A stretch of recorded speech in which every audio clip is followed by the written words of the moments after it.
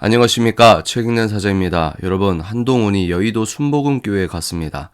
왜 갔을까요? 제가 그 생각을 해보니까 결론부터 말하면 한동훈이 여의도 순복음교회에 간 이유는 궁극적 이유겠죠? 대통령이 되려고 가는 겁니다. 정치인으로서 입지를 다지고 권력을 쟁탈하기 위해 이런 활동을 하고 있다라고 이제 궁극적인 이유는 그런 것인데 이제 오는 17일에는 조계종을 간다고 합니다. 그런데 왜 여의도 순복음교회일까라는 생각을 했을 때 여의도 순복음교회는 한국의 대표적인 반공 복음주의 교회입니다. 지금 뭐 세이브 코리아나 광화문이나 지금 개신교 중심으로 대한민국의 어떤 보수 우파의 무브먼트가 무시하지 못할 결집력과 영향력을 보이고 있기 때문에 한동훈도 자기가 갈 수 있는 교회를 골랐지 않았을까. 자기가 갈 수 있는 교회 플러스 어느 정도 자기를 받아줄 수 있는 그런 교류가 있을 수 있는 교회가 아니었을까라는 생각을 하게 됩니다. 저는 궁금한 게 한동훈 측이 일방적으로 간다고 했을까? 아니면 교회와 한동훈 측이 미리 긍정적인 협의를 한 뒤에 갔을까? 만약에 여의도 순복음교회가 긍정적인 협의 후에 화합하는 형태로 이제 그런 어떤 예배를 드렸을 때의 어떤 초청과 그 이후에 어떤 차담을 한 것이라면 분위기가 조금 묘해지는 것은 사실이죠. 이영훈 목사님께서는 어떻게 예전에 말씀을 하셨냐면 종교계 출신 인물이 정치 활동을 하며 강경한 주장을 펼치는 것에 관해서는 성경의 좌로나 우로나 치우치지 말라고 했다. 극단으로 가는 것은 주의해야 한다라고 말씀을 하셨습니다. 여기에서 이제 목사님께서 하실 이야기에 어떤 이해되는 측면도 있고 제가 아무것도 아니지만 이런 것은 또 있지 않을까요? 라고 의견을 개진하고 싶은 부분은 있습니다만 일단은 또 최근에 이제 문제를 삼았던 부분이 뭐였냐면 목사님께서 또 뭐라고 하셨냐면 노상원 전 국군정보사령관이 무속에 심취했다는 의혹에 관해서 핵심 인물 중에 한 사람이 무속인이었다는 것은 기독교인 입장에서 심히 유감이다 라고 논평을 하셨습니다. 그런데 이제 왜 보수 우파 진영에서 이걸 예민하게 생각하냐면 김건희 여사께서 무슨 법사를 만났다 이건 팩트거든요. 그리고 어떤 나는 무속인들을 보는 사람이야 뭐 이런 녹취 파일이 나오기도 했고 그래서 제가 김건희 여사를 싫어하는 이유도 바로 그 부분이거든요. 그래서 최근에 어떻게 기도했냐면 김건희 여사께서 이제 남편이 감옥에 갔던 이런 고통의 환란 가운데 교리적으로 깨끗하게 하나님을 만났으면 좋겠다라고 제가 말씀을 드린 부분이고 그런데 우리가 이 무속에 대해서 좌파가 그걸 갖고 물어지며 대한민국을 공격하는 주요 포인트가 있기 때문에 그래서 지금 이 시국에 이렇게 이야기를 하셨다고 하면 물론 기독교인 입장에서 무속에 대해서는 명징하게 반대를 해야 되지만 시의적절했던 단어나 시의적절했던 발언이니까 우리가 좀 생각을 해봐야 될 부분이다 싶습니다. 그러면서 목사님께서는 국민 통합이 제일 중요한 문제다 라고 이야기를 하셨습니다. 양 극단으로 나눠진 국민들을 어떻게 국민 통합을 이룰 것인지 여기서 기독교계가 힘써야 된다 라고 하셨습니다. 이거는 이제 한동훈을 만나기 전에 이 언론 인터뷰를 통해서 말씀을 하신 내용인데 그러면 이영훈 목사님께서 제가 왜 이영훈 목사님의 과거 발언을 말씀드렸냐면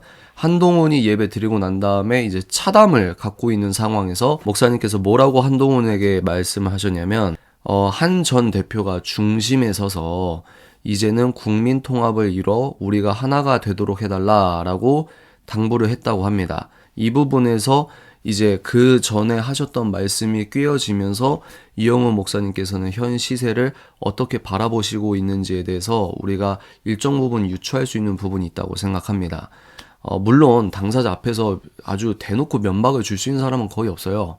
최근에 임종석이 이재명 면전에서 나는 당신을 반대하는 사람을 지지할 거다 이렇게 얘기했었던 그런 깡이 있는 사람은 흔치 않습니다. 또 이제 성직자이시고 또 성품도 너무 훌륭하시다 보면은 사람 면전에서 이렇게 독한 이야기를 하는 게 참 쉽지가 않죠. 독한 메시지를 어둘러서 표현할 수 있는 그런 고급적인 기술은 있을 수 있겠다만 그런데 제가 이 워딩만 봤을 때는 목사님께서 한동훈 대표가 중심에 서서 국민 통합을 이뤄 하나가 되도록 해달라라고 한 것은 약간 좀 저와 좀 다른 관점으로 보시는 건 아닌가라는 생각이 들어요. 왜냐하면 한동훈이라는 캐릭터 자체가 분열의 아이콘이기 때문입니다. 분열의 아이콘에게 국민 통합을 해달라라고 부탁한 것 자체가 약간은 좀 넌센스인 부분이 있지 않을까 싶어요.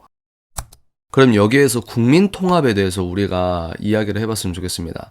어떻게 국민 통합이 이루어질 수 있을까요? 기독교계나 아니면 일반 시민사회에서나 어른분들께서 자주 얘기하시는 게 지금 한국은 양극화가 너무 심하기 때문에 국민 통합을 해야 된다라고 했거든요.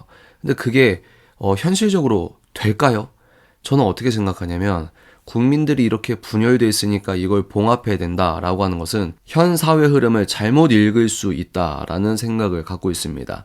왜냐하면 한국이 왜 이렇게 됐냐? 저는 어떻게 생각하냐면 진영 논리 때문에 양극화가 심화가 되어서 이렇게 된 게 아니라 수면 밑에 있었던 심각한 문제가 이제야 드러났기 때문에 9할 이상 반대한민국 세력으로 다 넘어갔을 때 마지막 남은 한 줌의 세력이 지금 목소리를 냈기 때문에 그나마 이게 공론화된 상태라고 보는 겁니다. 그러니까 이것은 절대적으로 필요한 혼란이었고 어떤 의미에서 기회라고 할 수 있는 거죠. 혼란이라고 없이 양극화 없이 반대한민국 세력에게 먹혀버리는 것보다 양극화되고 극우화되고 극자화되고 라고 프레이밍 하지만 본질은 반대한민국 세력의 이 해묵은 거짓을 드러내고 있는 아주 치열한 싸움이 벌어지고 있는 것에 대한 1차적 감사로 볼 수가 있다는 겁니다. 예를 들어 보겠습니다. 이영우 목사님께서 미국의 트럼프 대통령 취임식이나 주요 일정을 이렇게 다녀오신 기사를 제가 확인을 했습니다. 그러면 지금 미국 역시 미국의 설문조사를 해봤을 때 미국에서 내전이 일어났을 때보다 지금 양극화가 심하다라는 여론조사 결과가 있었습니다. 그러면 트럼프 대통령이 당선되고 나서 국민 통합을 얘기하면서 오히려 자기가 공화당적 강한 정책을 이야기했을 때 이걸 물을 타나요? 아니면은 본인을 지지해준 그 국민들을 바라보고 미국이 양극화됐다, 미국이 완전히 쪼개졌다라는 비판을 받으면서도 강력하게 개혁을 추진하고 있습니까? 후자거든요. 전 대한민국이 그게 필요하다고 보는 겁니다. 그러니까 국민 통합은 친대한민국 쪽으로 토대가 완전히 단단해진 다음에 아직 반대한민국 세력에 경화되고 있고 좌경화된지 모르고 있는 중도 호소인들이 깨닫고 돌아오는 그 과정이 국민 통합의 길인 것이지 한동훈처럼 대부분의 국민들이 좌경화돼 있어서 민주당 세계관에 끌려가고 있는데 오로지 국민만 본다, 국민이 정답이다. 이 얼빠진 이야기를 하고 있는 사람들은 절대로 보수적 가치에 섞일 수가 없는, 왜? 보수는 가치를 향해 가는 사람이면 한동훈은 좌경화된 국민들만 본다 하다가 지금 국민들 중 절반이 다시 윤석열 대통령으로 돌아오니까 여기에서 포지션이 더 애매해졌던 부분이 있는 거거든요. 그러니까 한동훈은 사람 중심으로 보게 되는 문재인의 2탄, 이재명의 2탄일 수도 있다는 말입니다. 좌경화된 국민이 일반 의지라고 하면서 우리 국민이 원한다 그러면 이 사람은 어떤 보수적인 철학도 없이 거기에 끌려갈 수 있는 부분이에요.